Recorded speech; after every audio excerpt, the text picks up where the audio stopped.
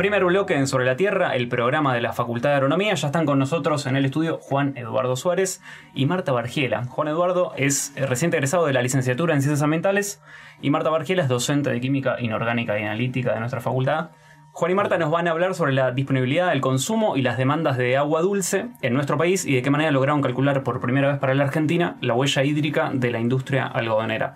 Hola hacia los dos, bienvenidos, gracias por acercarse a la radio. ¿Cómo están? Primero, muchas gracias por la invitación, interesarse por el tema. Un poco, bueno, el tema del alcance de la huella. Hay parte del trabajo fue en conjunto, basándonos en la bibliografía y en el trabajo de INTA, que ellos sí midieron la huella hídrica del cultivo de algodón, y parte de lo innovador del trabajo es que no solamente nos basamos en el cultivo, sino también llegar hasta la producción de hilo. Bueno. Pero ya había medición de huella hídrica y demás. Ok. Sí, grosso. Sí. Bueno, vinieron para empezar a conversar acerca de el recurso más abundante del planeta, que es el agua, pero a hablar de los desafíos para asegurar la gestión y la calidad de agua dulce, ¿no es cierto? Uh-huh. Sí, el tema del agua, que desde nuestra cátedra se trabaja mucho desde hace muchos años, y creo que también eso fue un poco el enganche del trabajo con los deseos de Juan de hacer esto de la huella hídrica.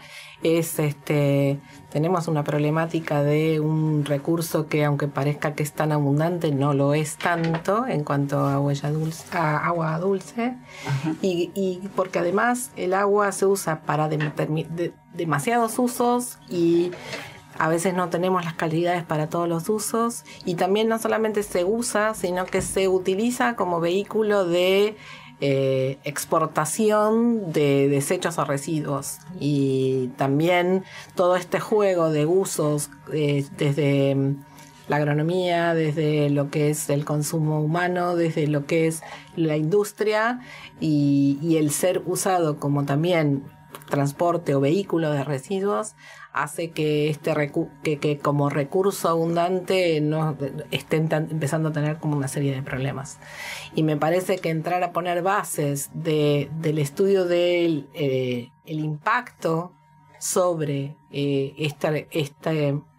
sobre el agua en las distintas actividades, y vistas desde el punto de vista de la Argentina, no desde el punto de vista de un análisis más global, es importante que se haga desde la carrera y en un tipo de prácticas como son estas, que son prácticas preprofesionales. Uh-huh. Que eso también es una temática interesante, esto de trabajar sobre el agua y trabajar también en un trabajo que ya lleva algo diferente, un trabajo de investigación, sino que es una práctica situada, que eso también es interesante.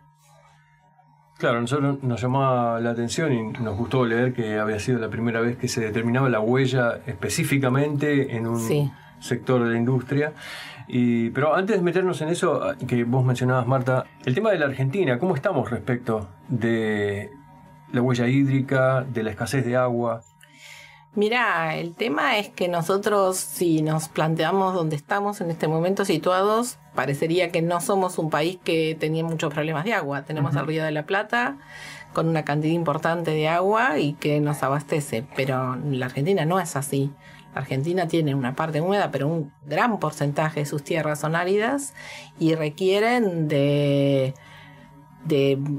cuidar el recurso agua, que a veces empieza a entrar en tensión entre distintas actividades del hombre, ¿no? Una de las grandes problemáticas de las que se habla mucho con respecto al agua, por ejemplo, la megaminería, no es la temática del agua, es porque entra en discusión o entra en conflicto con lugares donde también tengo que tener oasis de riego. Entonces ahí entro en un juego de quién puede usar más el agua. Y me parece que la Argentina tiene una situación compleja en ese sentido.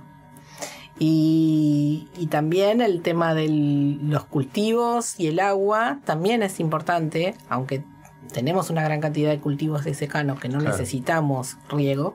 Una de las cosas que después va a hablar Juan con el tema del algodón, que es algo importante en nuestro país. Pero sin embargo también esta fricción entre el uso más urbano o el uso más industrial y el uso más del cultivo. Claro. Entonces me parece que todavía tenemos mucho que hablar, mucho que discutir, mucho que pensar en cómo cuidar nuestras fuentes de agua, porque también esta mezcla de usos hace que entre al agua, que el agua no es solamente H2O, como decía la profesora de hidrología, que sea por lo menos, aunque no sea solamente H2O, sea algo que nos siga sirviendo y que genere los servicios que son necesarios. Claro. Sí, sobre todo reforzar esta idea, como la falsa percepción de que el agua es inagotable por su abundancia. Pero bueno, el ciclo del agua y todo lo que vamos conociendo muchas veces trabaja sobre la cantidad, y tenemos que enfocarnos también sobre la calidad y la distribución que hacen a la escasez.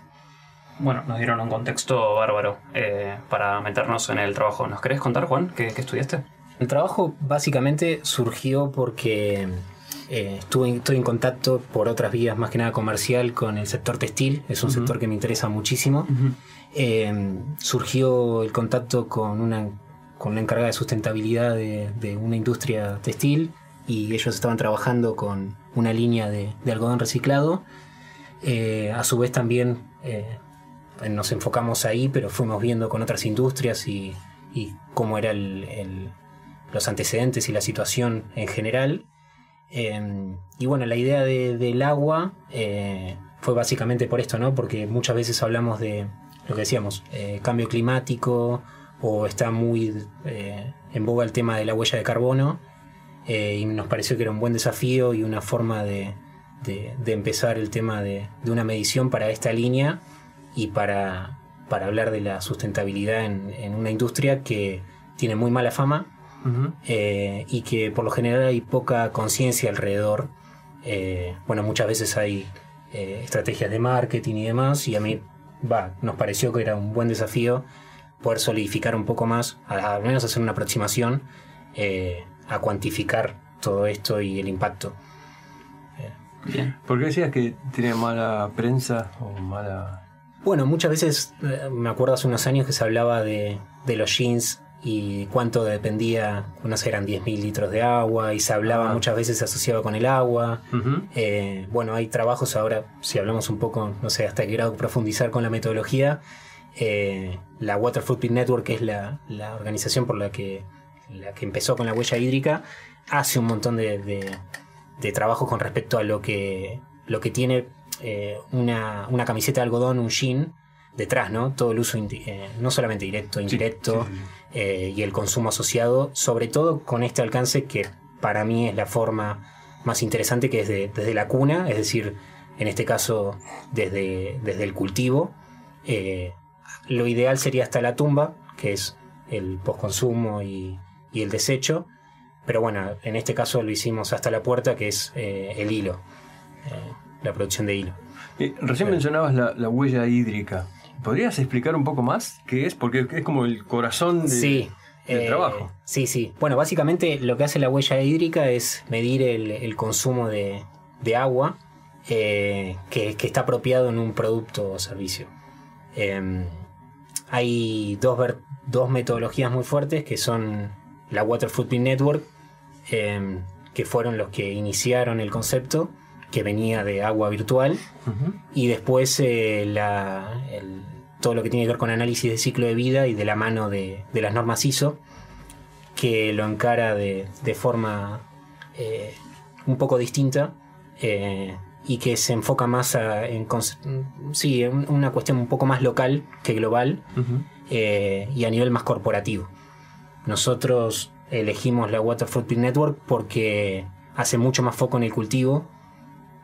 Como decíamos, la problemática del agua es de carácter global, y es importante que la distribución o el comercio se sepa bien los productos para que puedan focalizar y distribuir o eficientizar el tema del recurso, porque básicamente el eslogan de ellos es que un litro de agua utilizado en un lugar con abundancia de agua sigue siendo un litro de agua. Entonces, lugares con déficit de agua eventualmente se podrían dedicar a otro tipo de actividades, y los que tienen abundancia podrían fortalecer eso. Entonces no entraríamos en conflicto, como dijimos. O sea, es un poco esa la idea.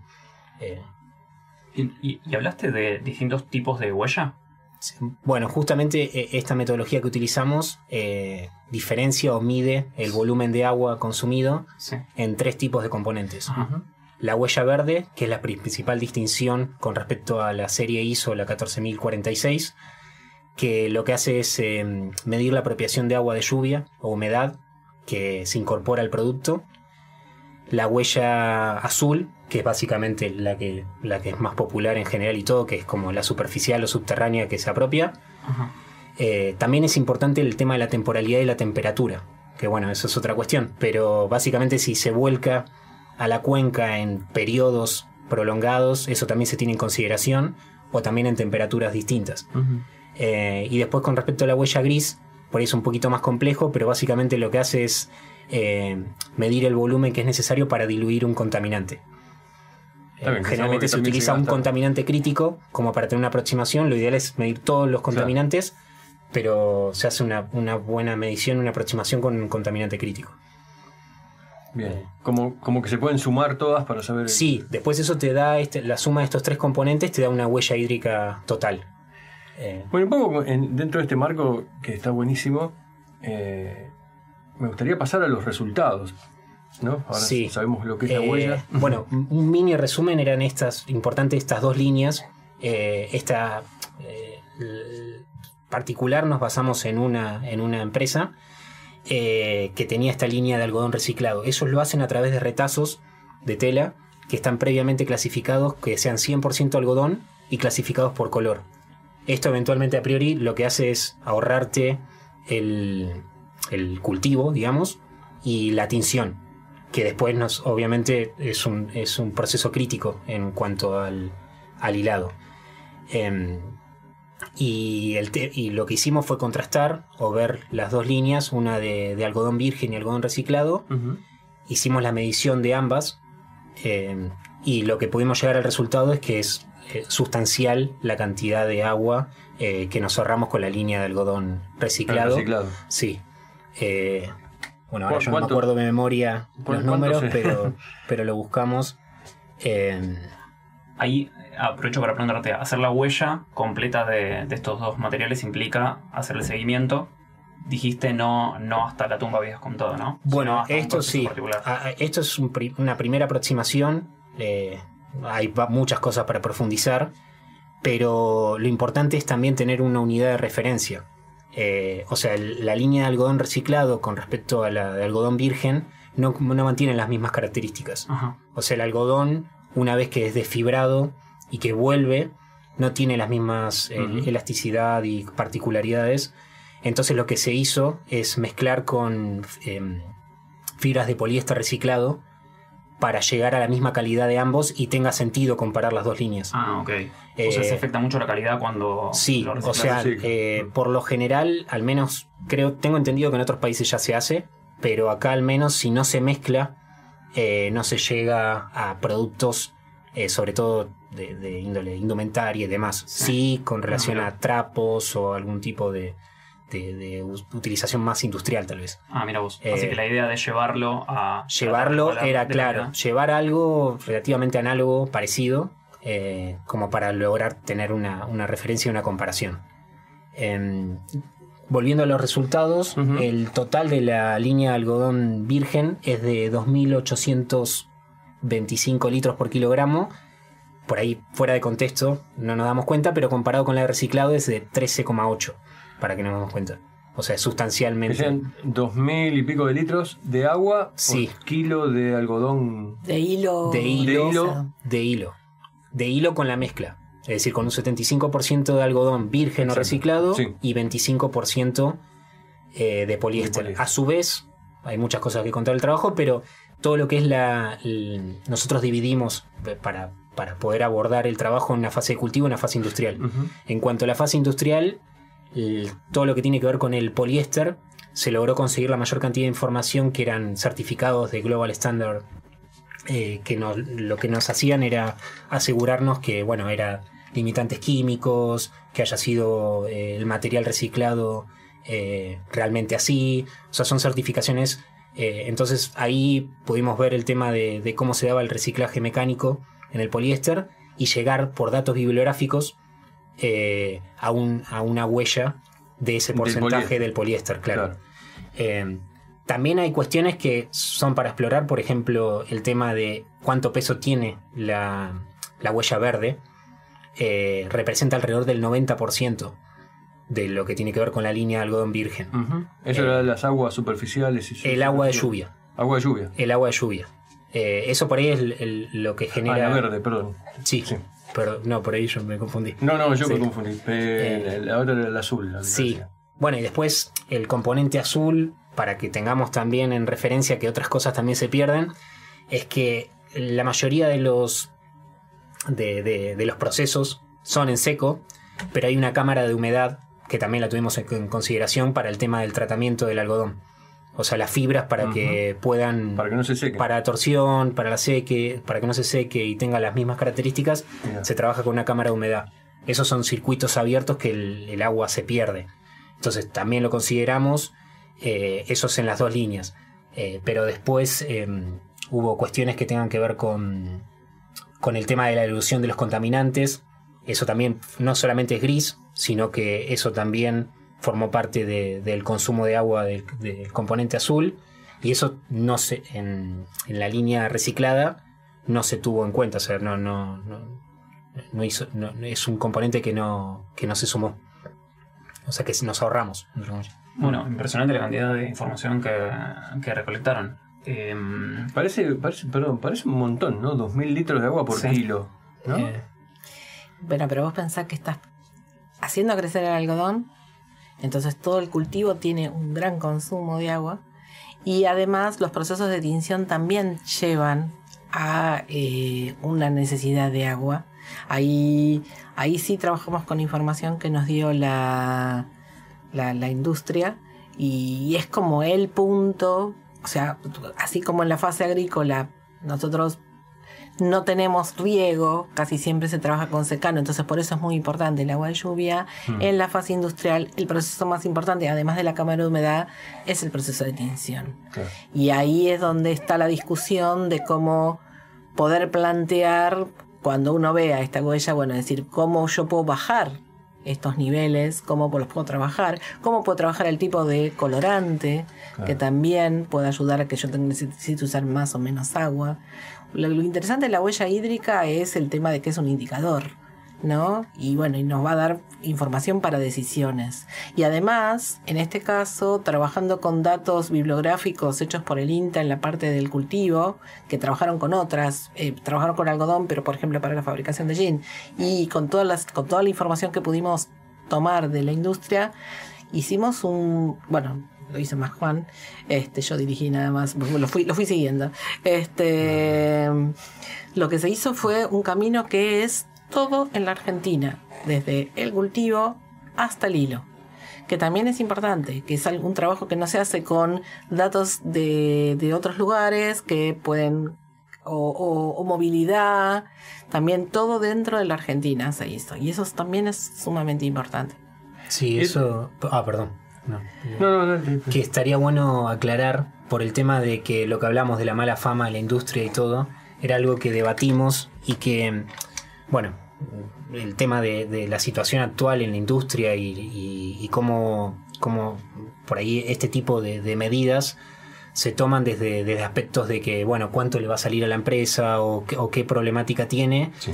Y esto está bueno analizarlo por decir, bueno, este tipo de trazabilidad desde el cultivo de algodón en Argentina hasta la hilatura, pocos países, o sea, lo que nosotros vimos es que hay pocos países, porque la mayoría es, no sé, se cultiva en Pakistán, en China, claro. La tejeduría es en otro país, y eso hace que aumente la huella, no solamente la huella hídrica, la huella de carbono y todo el impacto asociado.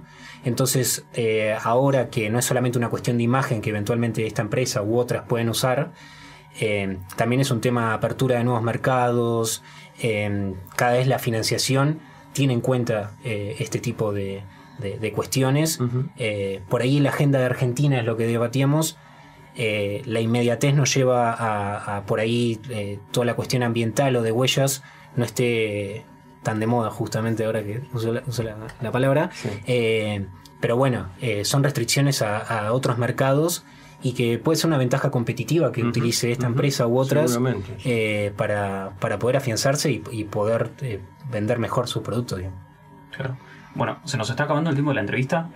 Ustedes tocaron de costado algunas consecuencias del estudio o algunas implicancias. Quería ver si se les había quedado algo por decir.